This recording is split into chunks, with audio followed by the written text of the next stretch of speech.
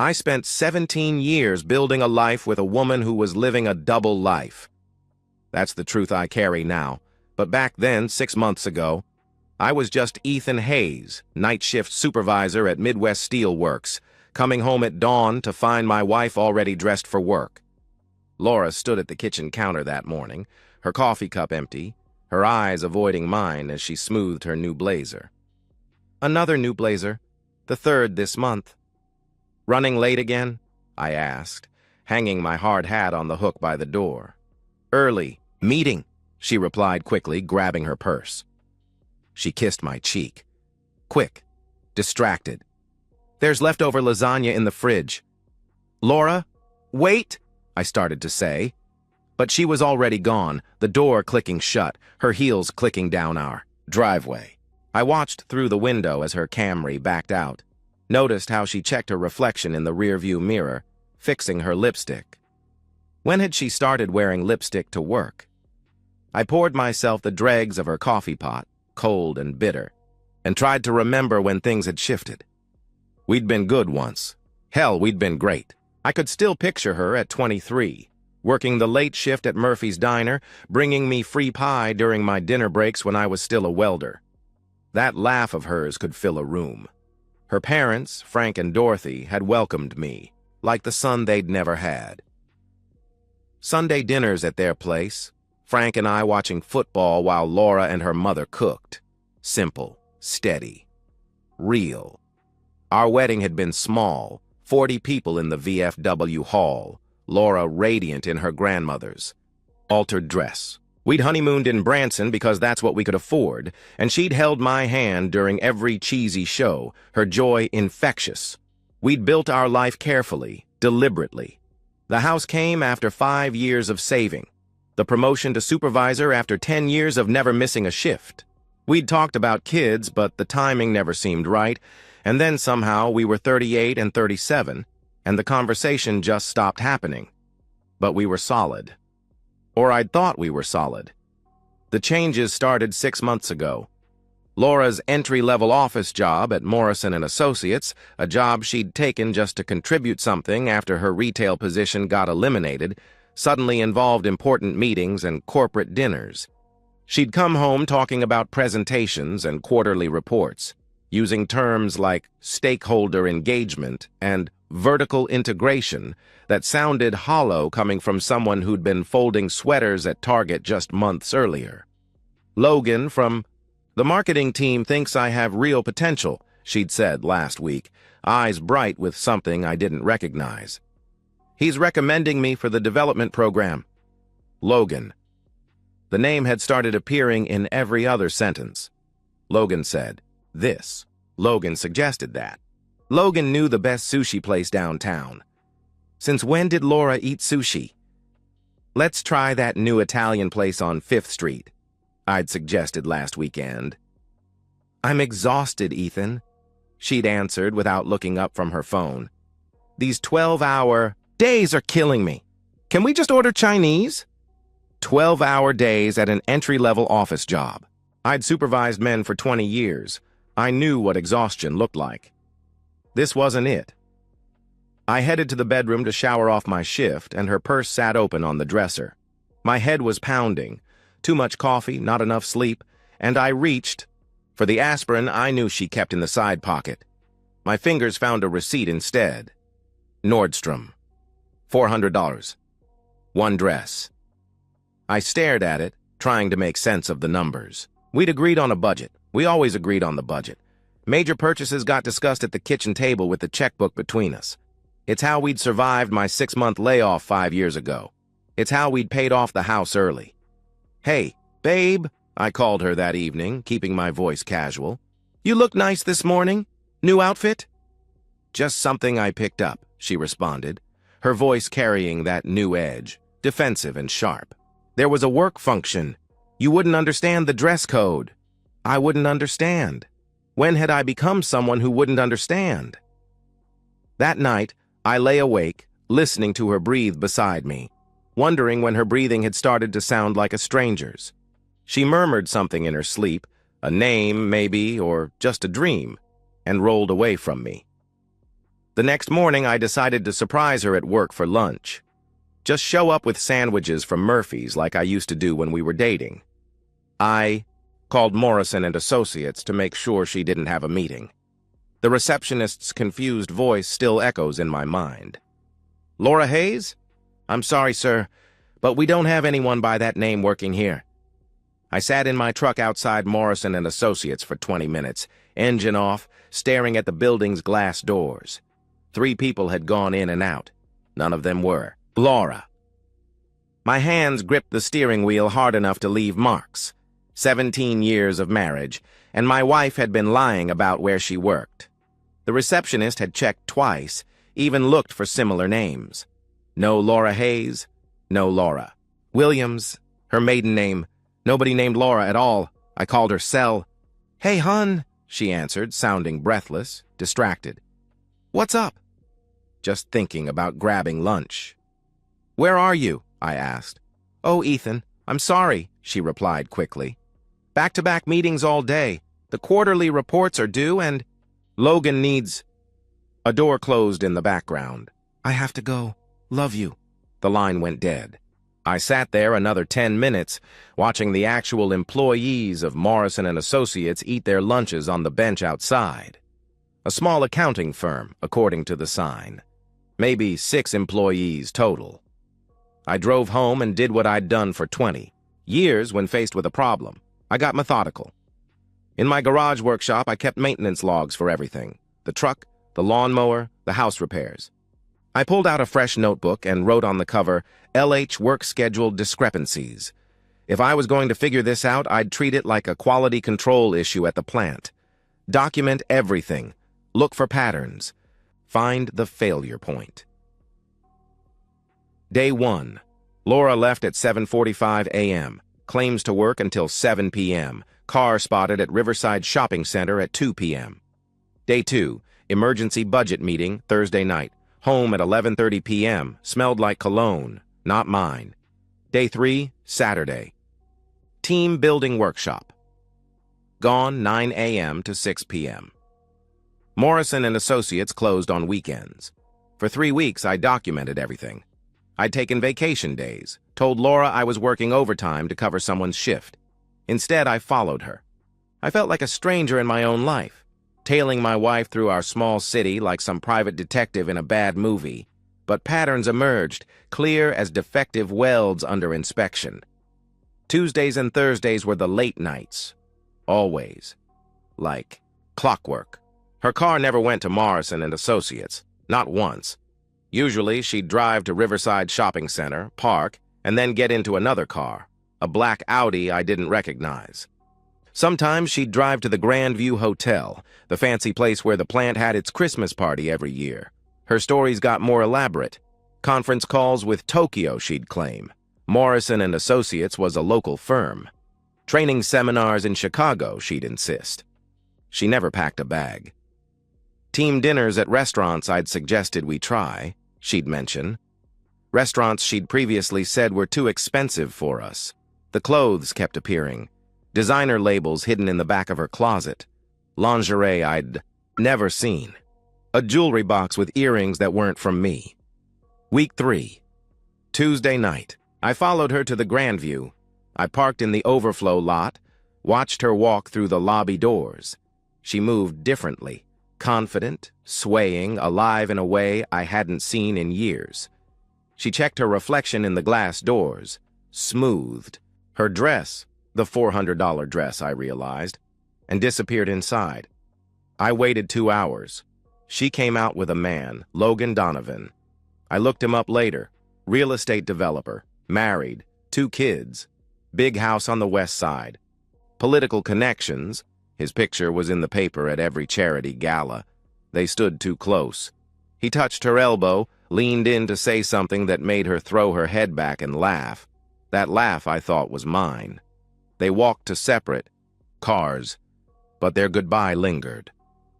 She touched his face. I drove home and managed to be in bed, feigning sleep, when she slipped in at midnight. "Emergency at work," she whispered to my back. "Go back to sleep." I lay there, smelling that cologne. again feeling the bed dip as she settled in, and made my decision. The next morning after she left for her fake job, I called Jim Reynolds. He'd done security work for the plant before retiring, mentioned once he'd started doing private investigation. "Jim, it's Ethan Hayes. I need your help with something." "Professionally," I said. "What kind of something?" he asked. I stared at our wedding photo on the dresser. "The kind that ends marriages," I answered. "I see," he replied quietly. "When do you want to start?" "Immediately," I told him. "For the next 2 weeks, I'll have to kiss her goodbye every morning and pretend I believe her lies, knowing that somewhere across town, she's building a life that doesn't include me." Jim Reynolds sat across from me at my kitchen table, a manila folder thick as a phone book between us. 2 weeks of investigation condensed into photographs, bank records, and surveillance logs. He'd been thorough. "You sure you want to see this?" he asked, his weathered face showing the concern of a man who'd delivered bad news too many times. "I need to know everything," I replied. The photographs came first. Laura entering the Grandview Hotel with Logan Donovan. Laura leaving the Grandview Hotel with Logan Donovan. Laura at restaurants I couldn't afford, laughing over wine. Laura in a car I didn't recognize, kissing a man who wasn't me. Weekend trips to Lake Geneva. The same weekend she'd told me she was at a work conference in Milwaukee. "This one's from 8 months ago," Jim said, sliding a photo across.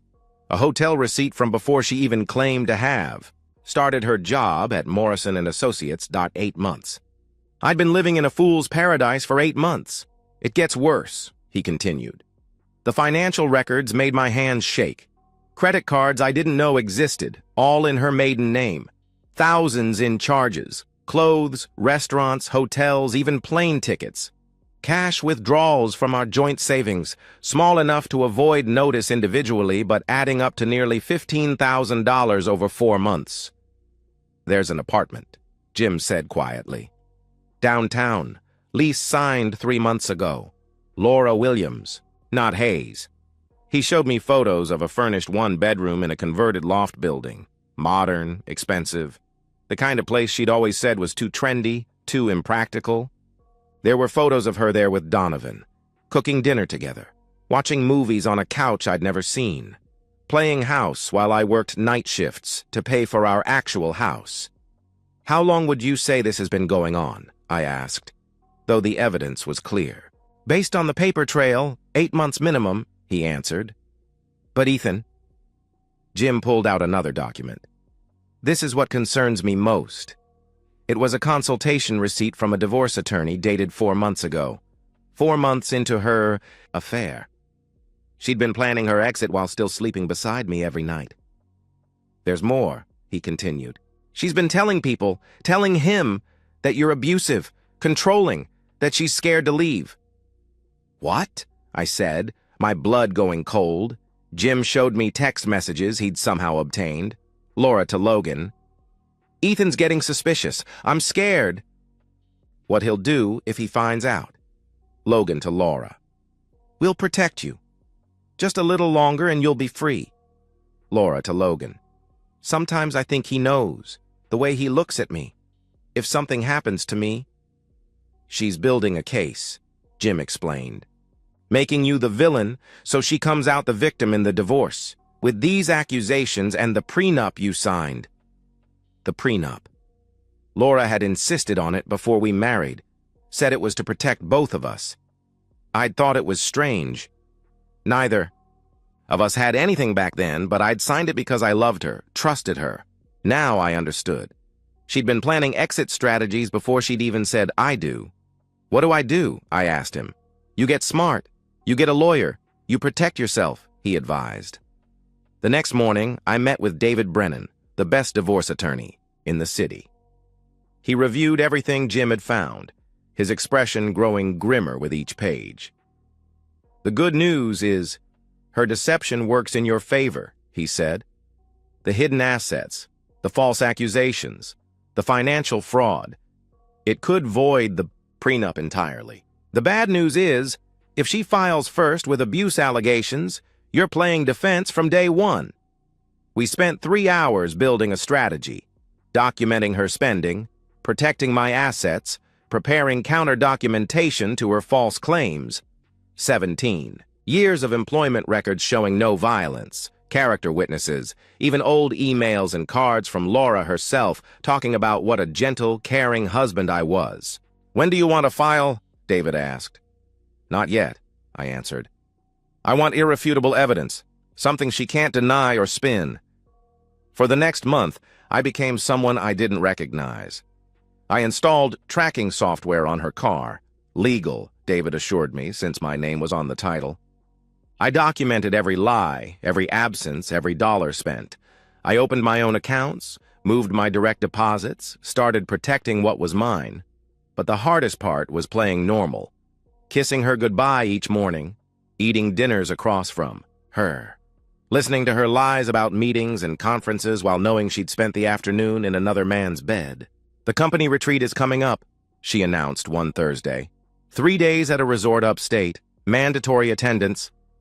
I found the charge on Donovan's credit card statement. Jim had ways of finding things. A romantic package at Mountain View, resort, king suite, couples massage, champagne on arrival. "I'll miss you," she said that Friday morning, kissing me goodbye with a smile. "Miss you too," I replied, knowing that in 12 hours she'd be in a hotel room with another man. But this time I'd be ready for her. The call came at 12:47 a.m. on Saturday night. I knew the exact time because I'd been sitting at the kitchen table, David Brennan's divorce papers spread before me, a glass of whiskey untouched at my elbow. The papers would be served Monday morning. Laura's fantasy world would come crashing down in 60 hours. "Mr. Hayes, this is St. Mary's Hospital. Your wife has been in an accident," the voice on the phone said. The drive to the hospital was 20 minutes of pure adrenaline, not because I was worried. That emotion had died somewhere between the credit card statements and the apartment photos, but because I needed to know what had happened, how bad, what it meant for Monday's plan. The emergency room was chaos. I found a nurse, explained who I was. "Your wife is stable," she informed me. "Broken ribs, concussion, lacerations from the glass. She's conscious and asking for you." "And the driver?" I asked. Her expression darkened. "He's in surgery," she replied quietly. It's not looking good. The car hit a barrier at 70 miles an hour. Logan Donovan. The name was on the intake form I glimpsed at the nurse's station. I stood outside Laura's room for a full minute, preparing myself. Through the small window I could see her, bandaged, bruised, an IV in her arm. She looked small, fragile, nothing like the confident woman who'd walked into the Grandview Hotel all those Tuesday nights. When I entered, her eyes filled with tears. "Ethan, thank God you're here," she cried out, reaching for me and wincing at the movement. "I was so scared. The car came out of nowhere, and then we were spinning, and I thought I might die without seeing you again." I sat in the visitor's chair, just out of reach. "Tell me what happened," I said. She paused, that familiar calculating look flickering across her face even through the pain. "The company retreat ended early, bad weather coming in. Sharon from accounting offered to drive a few of us back together. Her husband, he must have been drinking. He was driving so fast, and then..." Even now, even lying in a hospital bed, possibly having watched a man die, she was lying to me. "Sharon from accounting," I repeated flatly. "You don't know her. She's new," she insisted, her hand finding mine, gripping it with desperate strength.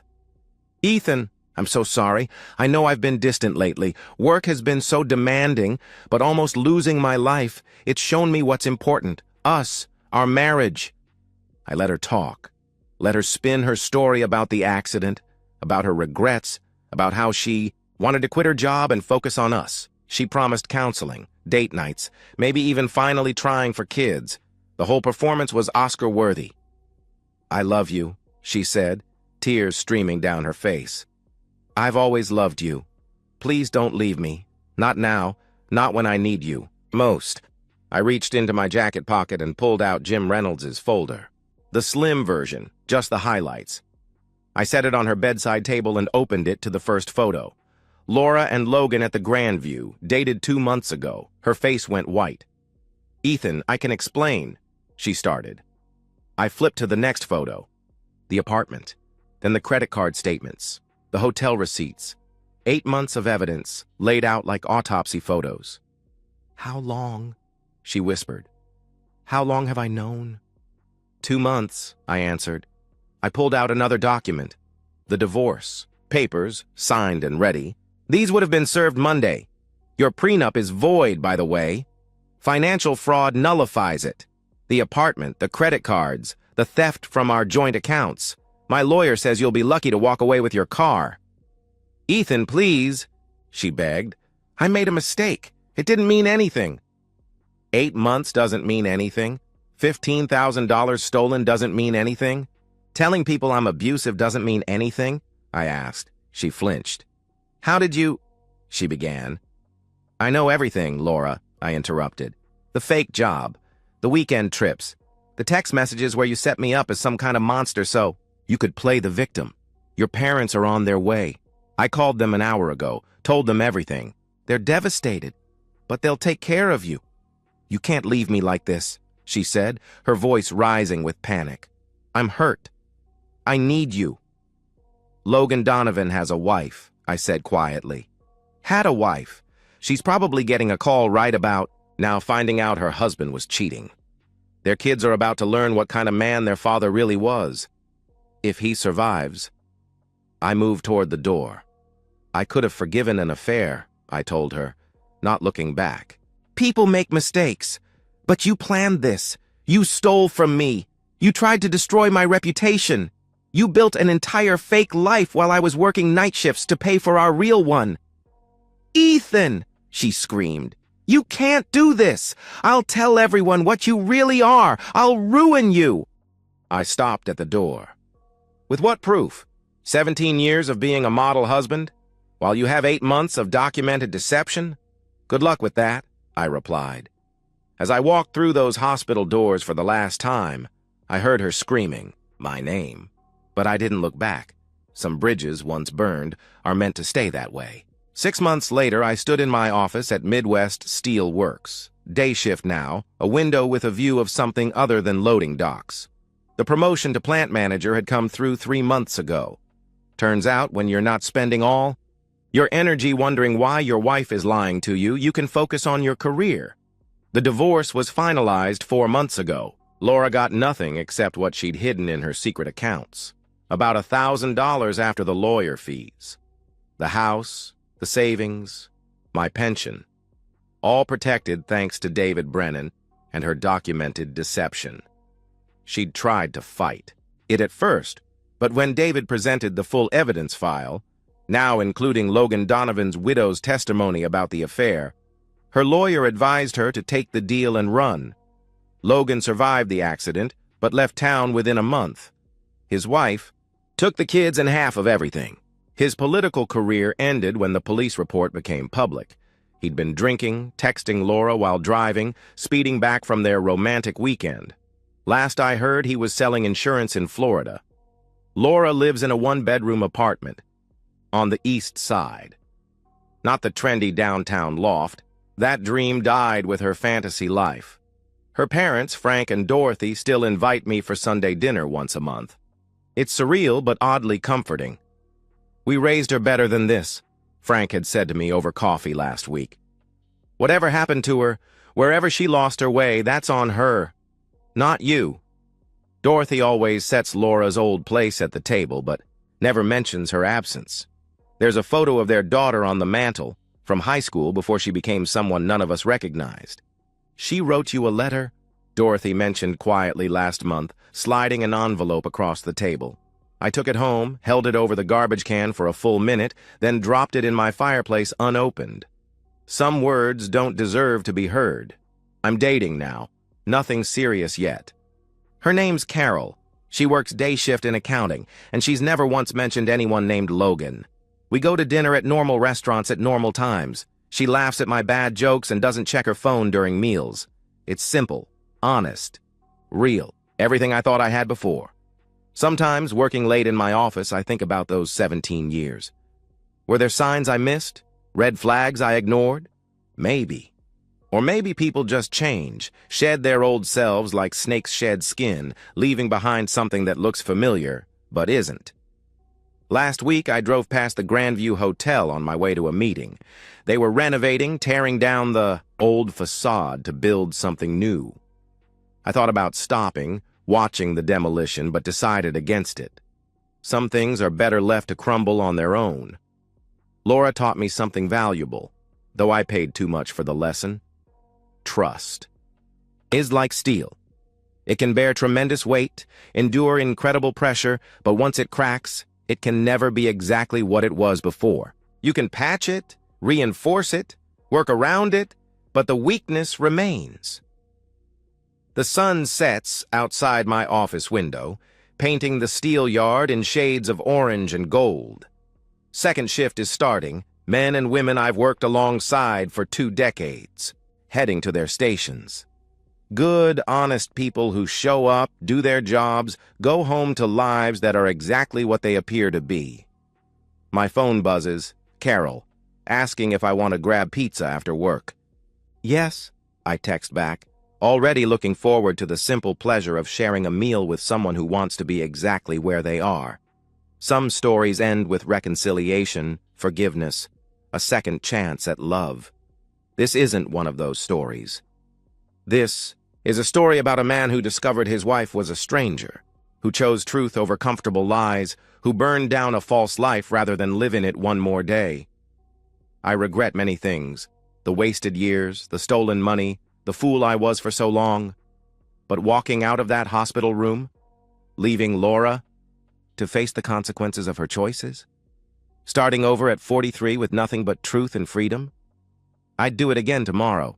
Some bridges once burned light the way forward. And that's the end of today's story. If you enjoyed it, please give this video a thumbs up and drop a comment below. Your support helps the algorithm push my content further. If you're new to the channel, don't forget to hit that subscribe button. It really helps me keep creating more stories for you. Thanks for watching, and I'll see you in the next one.